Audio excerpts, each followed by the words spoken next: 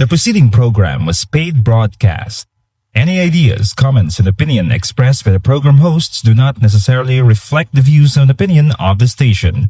The program and its producers are not affiliated with the station. Hey, good afternoon everyone. Thank you so much for this time na makapagpatuloy tayo sa ating gawain sa hapong ito. Thank you so much for supporting sa ating program. And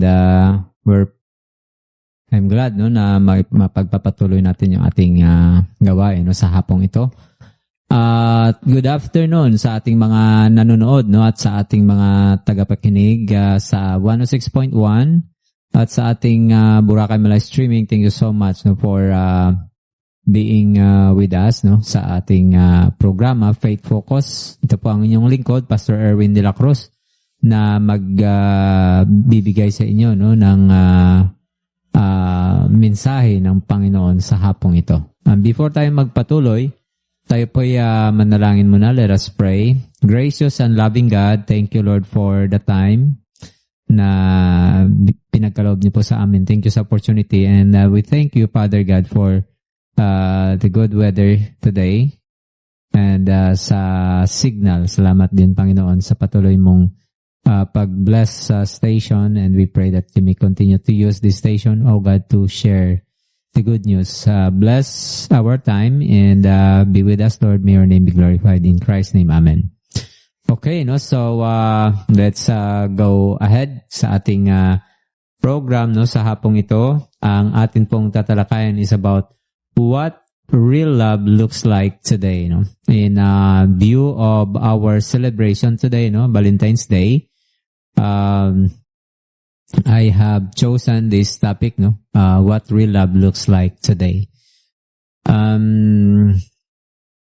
Never, in history of the world has that the love, the word love has been used so often at napakaraming beses, na ginagamit itong word and understood so poorly, love is declared today sa ating panahon ngayon, love is declared in comments but denied in commitment.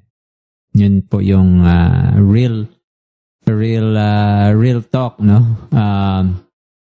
declared in comments but denied in commitment, felt deeply but abandoned quickly, expressed with emojis but avoided in sacrifice.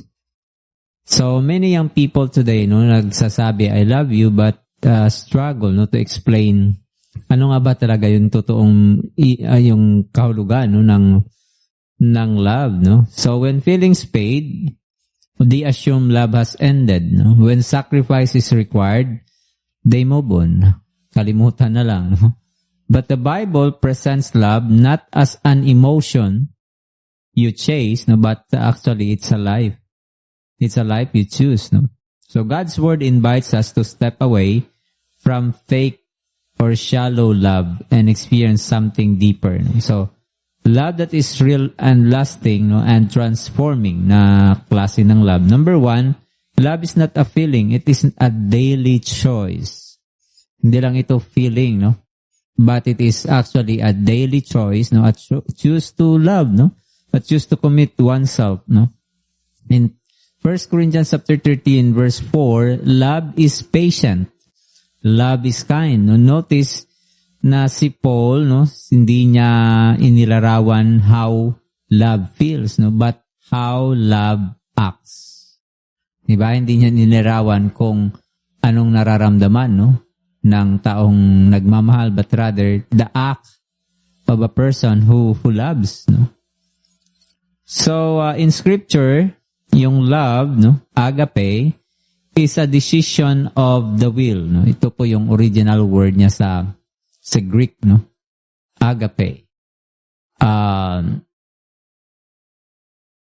It is a decision of the will, guided by the truth, not emotions. Hindi ito emotion, but feelings are real, feelings are real, but they are unstable. Totoo naman yung ating nararamdaman, but kung doon ito yung basehan natin ng love, no, it is unstable. Sabi sa Bible, love, the heart is deceitful, no, above all. Jeremiah chapter 17 verse 9 that says, heart is deceitful, no. Sasabihin ngayon, gusto pagkatapos, no, or later on, wala na, no? So, ganun ka bilis magbago yung heart, no? So, in scripture, it is called agape, no? It is a decision actually of the will at guided ng katotohanan, hindi ng emotion, no? Because feelings are real, no? But they are, again, no, as I've said, unstable. So, feelings change with mood, no? Diba? Marami tayong gusto, no? Tapos, sometimes may mga time, no, na hindi natin maintindihan yung ating self, no? Today, you like it. No? Today, you desire it. But a little bit later, ayaw mo na, no? So, ganun kabilis magbago yung ating emotion. And it is unstable, no? So, love, however, is chosen when you remain patient. When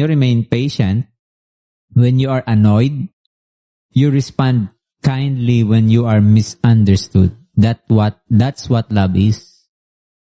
That despite of annoying na mga tao or circumstance, you respond kindly when you are misunderstood. You stay respectful when others are difficult.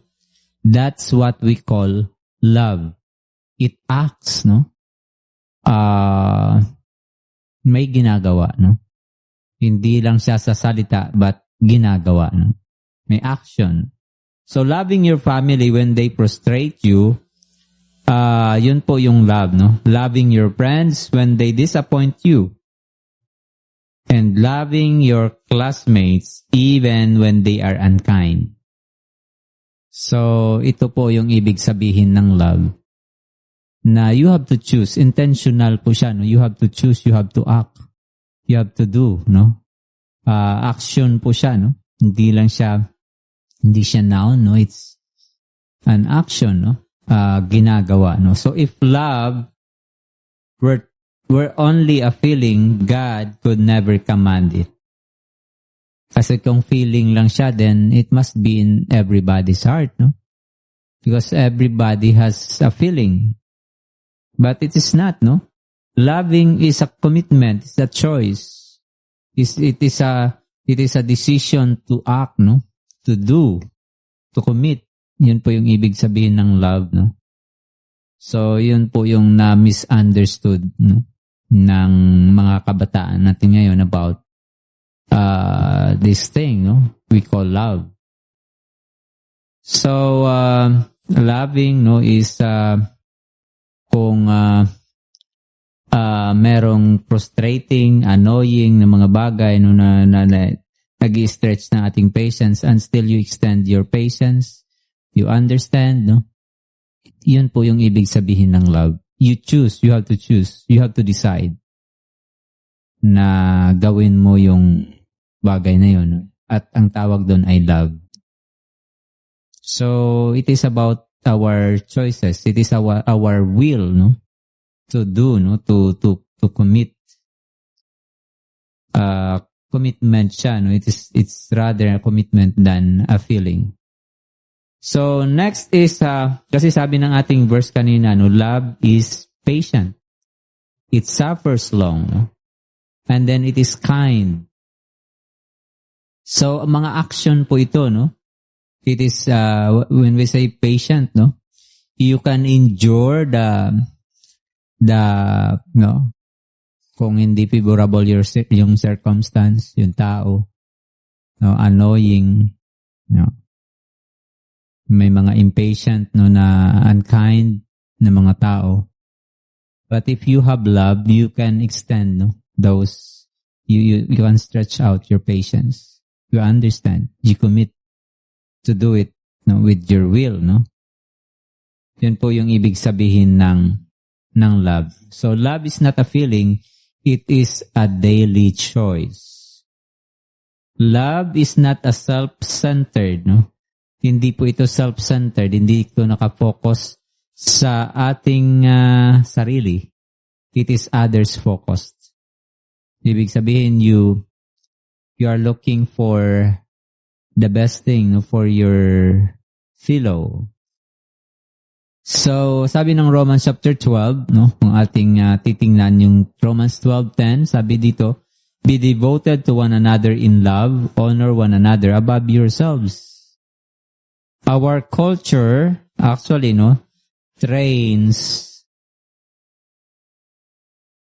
our culture, no, is tinuturuan yung ating mga young people, no, to think first of self. Yung ating kultura, no, the way we interact with each other. Protect your peace. Do what makes you happy. Cut off anyone who challenges you. Those are self-centered, no, na mga principle. Na pagka ginawan ka ng hindi mabuti, no, gawan mo rin ng kaparihong bagay, no. And that is not love. That is self-centeredness. That is pride. That is love of oneself. Diba sabi naman sa Bible, no, na we should what? Love ourselves. Love our others, no, as we love ourselves. So, it must be others first. So, itong mga prinsipyo na ito, no, dapat itama ito, no, you protect your peace, do what makes you happy, cut off anyone who challenges you. Biblical love moves in the opposite direction. Kasi yung totoong love, no, sabi nga dito, be devoted to one another in love. Honor one another above yourselves. You put others first. No? Yung interest muna ng iba bago yung sarili mo. Ang biblical love, no, moves in the opposite direction, and this is it, no, seeks the good of others. You seek the highest good of others. Before pa man sa sarili mo, you seek the good of others. Kasi pagka sinunod natin itong prinsipyo na ito, no, protect your peace, do what makes you happy. So may mga instances, no, na may mga pagkakataon that what makes me happy will be, at somebody's expense. Diba? Like for example, no, what makes me happy is when I sing. Example lang, no? But others do it loudly, kahit na gabi na. So, what makes you happy doesn't necessarily follow na magiging okay ka sa ibang tao. Diba? So, you sing kahit midnight na sa video, okay. Diba? Because that's what makes you happy. Kasi kung susundin natin ito, what makes you happy is to sing. But singing at that time, no, is not okay for others. So, diba, there's chaos if we're going to follow the principle of the world. That is worldly. That is our culture today. But that is not what biblical love means. No? Biblical love is that it seeks the highest good of others. Na bago mo pa man isipin yung kapakanan mo, iniisip mo yung kapakanan ng iba, no? And that is what we call love. So, maitatama natin, no? Sana maitama natin ngayon lahat ng mga negative na mga perception natin about love. For yung mga confusions about this word, no? Love. So, true love seeks the good of others. Na you're for the good of others before pa man na isipin mo yung para sa'yo, no? Yun yung sabi ng Bible. That is biblical. And we know na kung sinulat yan dyan, no, sa salita ng Panginoon, then therefore that means it is important to God and we must obey. Next, no, is that chooses service over self-promotion. You serve, you choose to serve over self-promotion. Instead na i-promote mo yung self mo, you choose to serve others. You choose to be of service for others. Na mas uunahin mong maglingkod sa iba, kaysa i-promote mo ang iyong sarili. Yan po yung ibig sabihin ng love. Ito yung sinabi dito sa ating verse, that be devoted to one another in love. Romans 12:10. Atin pong tingnan yung word. Romans 12:10. Babasahin ko lang. 12:10. And let us see, let us see yung sinasabi dito, na be kindly affection one to another. Yung word na be kindly affection, is ibig sabihin nito is love of brothers or sisters, yung brotherly love. Yung ibig sabihin niya is that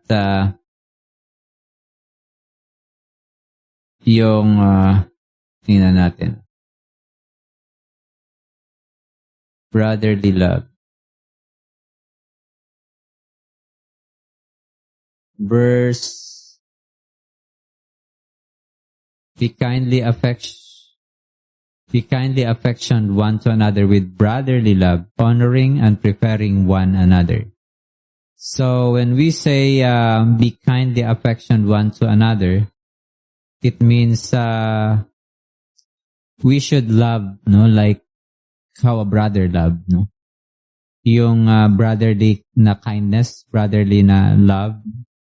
But you care for your brothers, you care for your sisters. That is what God wants from us, na meron tayong pagmamahal sa iba. Where affection. So ibig sabihin niya is the mutual love of parents and children and wives and husbands. Yung word dito na affection. So, if we're going to paraphrase, na dapat meron tayong, we have to be affectionate with one to another. With brotherly love, na dapat we should put others ahead, hindi lang puro sa ating self, but for others as well. So you should choose to serve over self-promotion. Instead of promoting yourself, you promote others. Unahin mo muna yung iba. Next is values people more than personal pleasure. So this is what we call, ito yung mga definition ng love na sa Bible. At pagka sinunod natin to, there will be harmony, understanding and kindness, and there's peace. But if we follow the desire of our own heart, then it will result so chaos. But sabi dito, we choose others, we serve others instead of ourselves. So value people more than personal pleasure. So before pa man yung personal pleasure natin, unahin muna natin yung ating kapwa. So love looks like, number 1, listening instead of interrupting. Have you experienced na may kausap ka? Or ikaw, may sinasabi ka and then somebody will interrupt you. How would you feel? Diba? You feel violated? You feel offended? But on the other side, if you have love for that person, you choose to value people more than your personal pleasure. Instead of insisting your own view, your own principle, you listen to others, That's what we call preferring one another. Be devoted to one another, sabi ng Romans chapter 12 verse 10. So that's how love looks like. Listening instead of interrupting. Next is encouraging instead of competing. Na you encourage instead na mag-compete, no? There will come a time, no, na meron tayong ganito, no? But instead of competing, encourage, no? Encourage one another. Hindi naman tayo nagpapaligsahan dito, no, sa mundo. We are here to love one another. Yun yung dapat na ginagawa ng isang Christian. We should be encouraging, no, one another instead of competing. After all, di ba, yung life natin will end, no? Sabi nga sa Bible, it is just like a vapor, no? So, without doing something, no, yung kindness natin sa tao, no, lilipas lang din yung ating buhay na, you know, we don't connect to other people, na hindi tayo hindi tayo nakagawa ng kabutihan sa ating kapwa. Man, that is tragic for a life to end without meaning, no, na nabuhay ka sa mundo na walang purpose. But you know, if you have love, no, you choose to serve, you choose to value people more than your personal pleasure. So love looks like listening instead of interrupting, encouraging instead of competing, and then respecting boundaries instead of demanding access. So instead na mag-violate ka sa mga, you go over your boundaries, no? And you violate others' boundaries, then we demand, no? Nagiging demanding tayo, nagiging self-entitled tayo. So, hindi yun yung love. Yun yung kabaliktaran ng love. Love looks like respecting boundaries instead of demanding access. So using people to satisfy your needs is not love. It is selfishness. So when you use people to satisfy your needs, is not love, no? It is not love. It is selfishness. And this is rampant, no?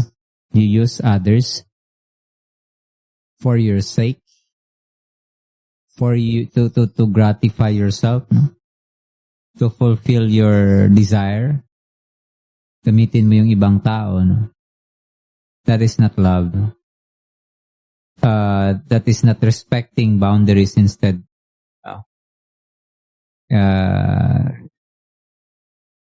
Hindi yun respecting ng boundaries. So, because you use others to satisfy your needs, dapat baliktad, no?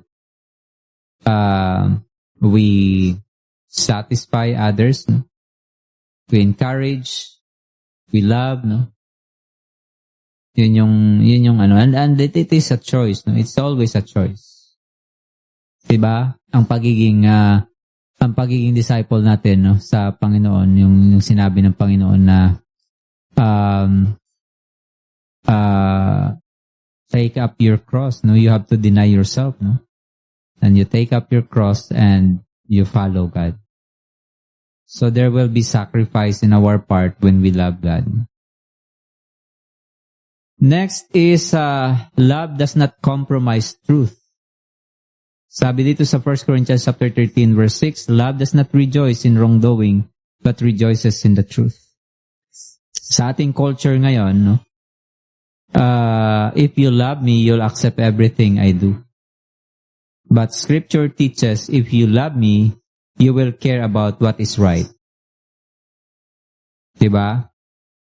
Yun yung madalas natin marinig ngayon. No? Kung mahal mo ako, then matatanggap mo ang lahat ng ginagawa ko. But that is not what the Scripture tells us. No? Sabi sa Scripture, no? Ang Scripture nagtuturo sa atin, if you love me, you will care about what is right. You will not violate boundaries. You will not be selfish, no? Because love and truth are never enemies. True love does not encourage sin. Hindi ito nag-i-encourage ng kasalanan. And sometimes kahit yung kasalanan na yung ginagawa, but we smile, we seem to be like tolerating, or we are approve of what others is doing even though makasalanan, immoral, hindi tama. Pero when we smile, sa ating mga gesture yan pag nagkakwentuhan, and then you give in to, yung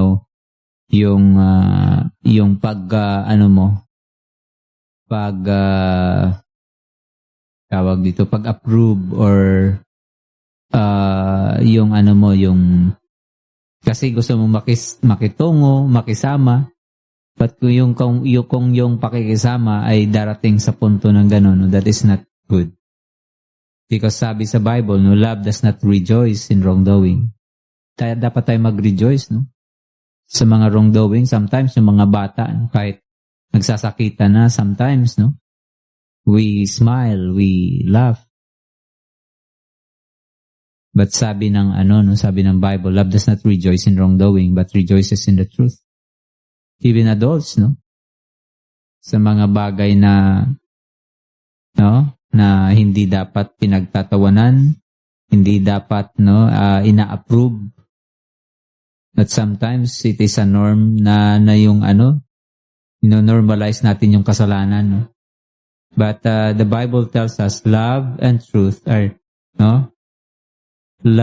true love does not encourage sin, does not ignore destructive behavior. Di dapat natin ini-ignore yung destructive na mga behavior.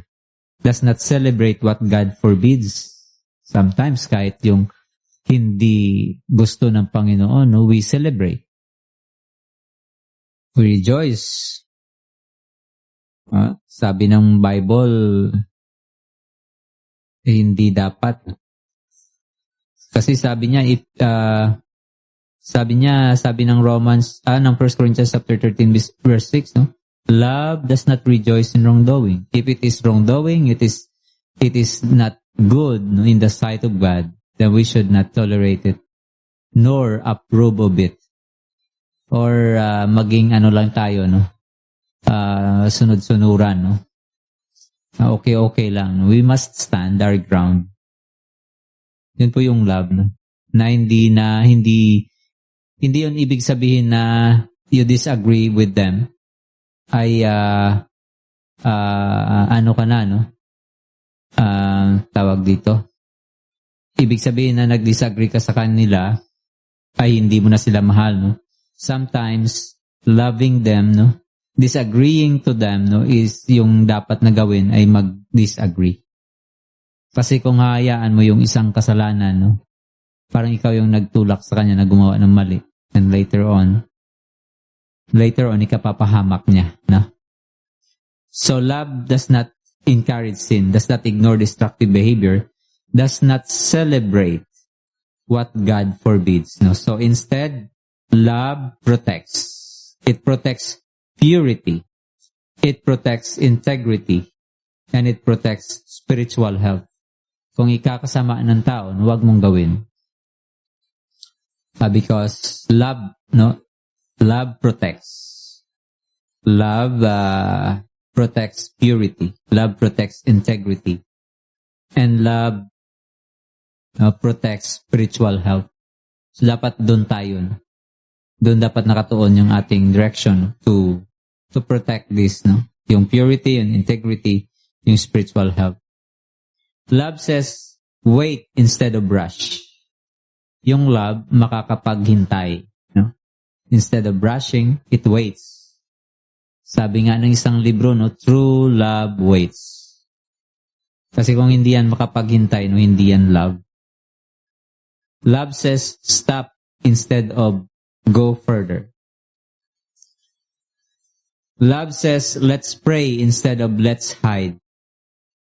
So real love may feel restrictive, restrictive ito at first, but it always leads to freedom. Freedom from guilt, freedom from sin, no? Yung wala kang iniintinding, mayroon kang peace of mind, mayroon kang freedom. So, real love may feel restrictive at first, no? But it will always lead to freedom. It will always lead to that. Na free yung mind mo, wala kang guilt kasi wala kang ginawa. Wala kang ginawang kasalanan. So wala kang tinatago. Wala kang kinatatakutan. You have the confidence because wala ka namang tinatago. Real love may feel restrictive at first, but it will always leads to freedom. Then, next is love is the mark of true follower of Christ. Ang text natin is John chapter 13 verse 34 to 35. Ang sabi dito, by this everyone will know that you are my disciples if you love one another. Jesus did not say the world would recognize his followers by their arguments, by their popularity, by their religious activities. He said they would be known by love. Yung trademark ng pagiging anak ng Panginoon is love. If you have love for one another. So love is the loudest testimony of a believer's life. Kung totoong anak ka ng Panginoon, you have that love. So how you treat people who disagree with you, how you speak online, how you respond to rejection, doon mo makikita when you are being rejected. How do you feel? How do you respond? You may be the only Bible some people ever read. Let love be the message. Sana yung message na meron tayo is love. Na we are kind even though sa situation na unkind, no? Kaya nating magpakumbaba, kaya nating mag-stand ng patience. That is love. Yun yung totoong love. So, di ba, kung ating titingnan, it is always opposite to what the world, no? Yung world view. Palagi siyang salungat sa world view, no? So, next is, love begins with God and flows from the cross. So, love begins with God and flows from the cross.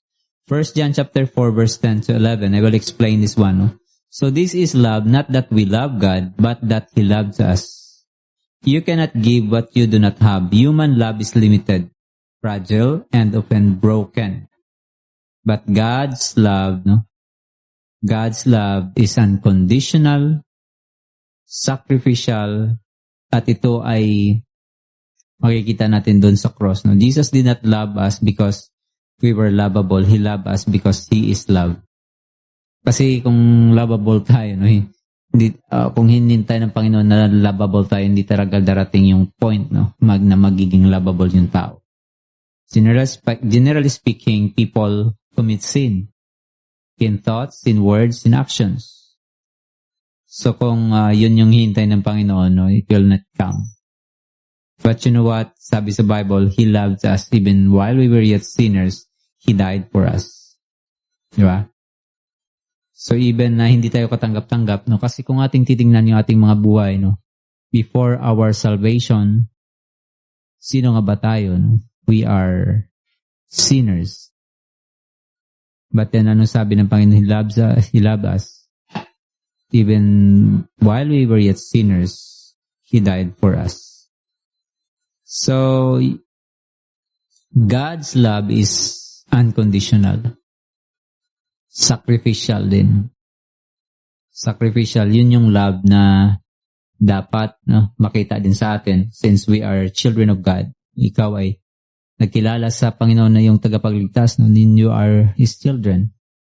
And we should abide, no, dun sa mga teachings ng Panginoon. Sinabi niya, by this shall all men know that you are my disciples if you have love for one another. Makikilala ka ng mundo na anak or you come from me. By this shall all men know that you are my disciples. Makikilala ka na disciple kita. Kung meron kang pagmamahal sa kapwa. So, how about us? No? Ating i-examine yung ating self. Ito nga ba yung klase ng love na meron tayo? No? Itong love na to, no, ipinakita to ng Panginoon. He demonstrated it on the cross. No? Jesus did not love us because we were lovable. He loved us because He is love. So when you experience God's love, you stop looking for validation in people. So, di ba, ngayon, talagang makikita mo yung shallowness ng definition ng love.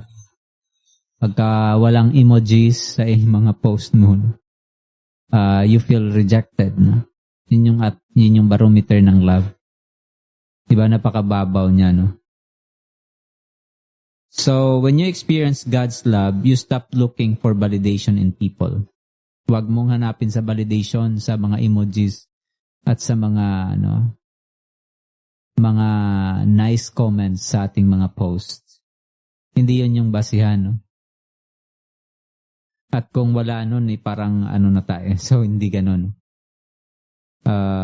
Even though walang approval ng tao, if you are approved in God, in the eyes of God, then you should feel that dapat maramdaman natin yung love na yun. You stop begging for attention. You start loving from fullness, not emptiness. No? Ngayon, ang love is measured by how many people give you flowers. Di ba? That is not the measurement of love. God loves us, no? Accepted us, and approve of us. Dahil sa justification ng ating Panginoong Jesus. No? Broken love comes from empty hearts. So true love flows from the heart filled by Christ. So if your heart are filled with the love of Christ, yung heart natin ay matututong magmahal. No? Because yun yung pinanggagalingan. Siya yung source ng love because He is love. So, in conclusion, living love in real life, brethren or listeners, real love is patient in a rushing world. So, yung real love ay meron siyang patient, meron siyang pangunawa, meron siyang patience. Ngayon, masagi lang, or ma-cut lang sa kalsada. So, reason na yun ng road rage. Naghabulan na. Then later on, malaman mo na nagpatayan na. Because, patient, walang patient sa mundo na mabilis na, ang lahat, we are rushing, Sometimes yung patience is maano na nating makita. Hindi na natin to madalas makita yung patience. Malalaman mo yan pagka isang tao na traffic. Malalaman mo kung gaano kahaba yung patience niya. So real love is patient in a rushed world, faithful in disposable culture. So, dapat maging faithful. Ngayon, ayaw na ng ayaw ng sacrifice, ayaw ng mga mahihirap, iwasan yun. Hindi yun part ng commitment. Hindi part yun ng so, pagka meron yung isang relationship na ganun, iiwan na lang, Disposable nga, Because we don't want to commit ourselves sa sacrifice. Kahit nga sa showbiz, di ba? Ang latest sa showbiz, kung nababasa ninyo. So, hindi siya faithful, disposable. Disposable na yung love, Kala ko, committed na siya kasi nag-propose. Diba yun yung latest ngayon, So, but then, hindi pa pala siya ready. You know what I'm talking, if you are updated sa showbiz, So, disposable, di ba? Napaka-disposable ng love na meron. Na itong araw na to sinabi, tapos nung after few days, after few weeks, sasabihin na I'm not ready yet. Diba? Napaka-disposable ng love no, sa ating culture ngayon. So, real love is pure in a polluted environment. Ang totoong love, no, is pure siya sa polluted na environment. Kahit na polluted yung ating environment, ang totoong love, no, will be kept being kept pure. Yun yung love, no. Real love is sacrificial in a selfish generation. So sa generation natin ngayon na napaka-selfish, ang totoong love is sacrificial. Nagsasacrifice. May pagkukusa na mag-sacrifice. May ginagawa siya na kaya niyang i-sacrifice yung self niya. Yun yung love.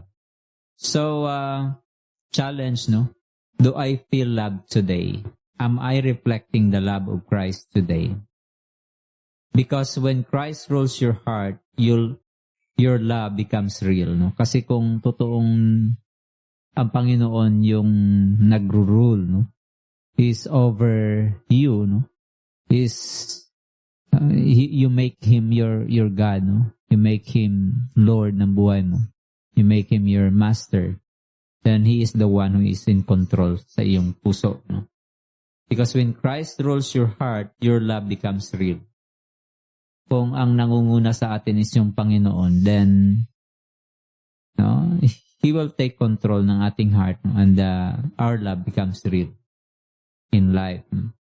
Sa ating buhay. So, ito yung ito yung mga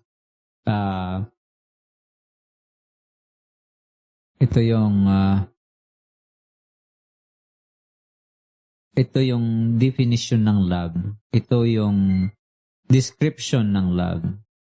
So, love is not feeling. It's not a feeling. It is a daily choice. Number 2, love is not self-centered. It is others-focused. And number 3, no, love does not compromise truth. Number 4, love is the mark of a true follower of Christ. And number 5, no, love begins with God and flows from the cross. So, thank you so much, no, sa hapong ito. Salamat sa inyong pakikinig. I hope, no, that you have gained something, no, from the message about what real love looks like. Ano nga ba yung totoong love? Because usually kasi, no, sa ating time ngayon ay naano na natin, no, na nasira na, no, na twist na yung totoong meaning ng love. At no, kung hindi man na twist, no, talagang totally, no, na change natin yung totoong meaning ng love. But let's go back to what Christ has said, no, to what God had said, no, sa kanyang salita. And there, no, malalaman natin kung ano nga ba talaga yung totoong love. So I hope, no, that we learn from this message, and I hope that we change the way we perceive, the way we understand love, and the way we express it, no? Kung ano talaga yung totoong love. So, God bless, and I hope, no, na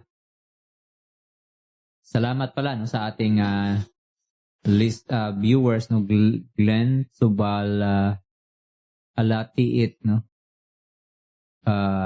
Thank you so much, no, from Roy City, Utah, US. Thank you so much, sir, for tuning in, no, sa ating program. Salamat, no, and God bless.